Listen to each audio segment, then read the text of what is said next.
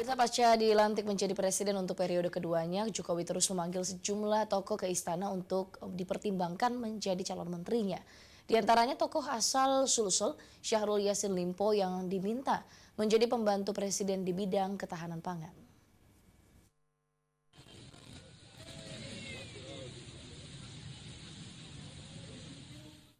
Mantan Gubernur Sulsel 2 periode Syahrul Yassin Limpo menjadi salah satu figur asal Sulsel yang dipertimbangkan menjadi salah satu calon menteri kabinet kerja Jokowi Ma'ruf.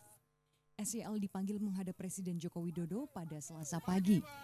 Ayah politisi Partai Nasdem Indira Tita Yassin Limpo ini tiba di Istana Negara didampingi adiknya Irman Yassin Limpo dan besannya Lutfi Halide. SYL yang juga ketua DPP Partai Nasdem ini mengaku diminta Jokowi untuk memperkuat kabinetnya.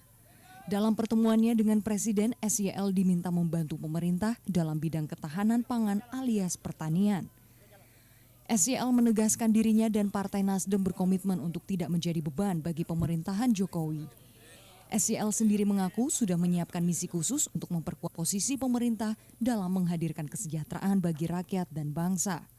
Ia pun siap bekerja maksimal demi mewujudkan visi misi besar pemerintah di bawah nahkoda Jokowi Ma'ruf. Di bidang pertanian, kapabilitas SYL memang tak perlu diragukan. Ia pernah membawa Sulsel menjadi lumbung pangan nasional saat masih memimpin Sulsel. Tak hanya itu, di era SYL menjadi gubernur, sejumlah jalur pelayaran langsung alias direct call dari Sulsel ke sejumlah negara dibuka. Mardianto Lahami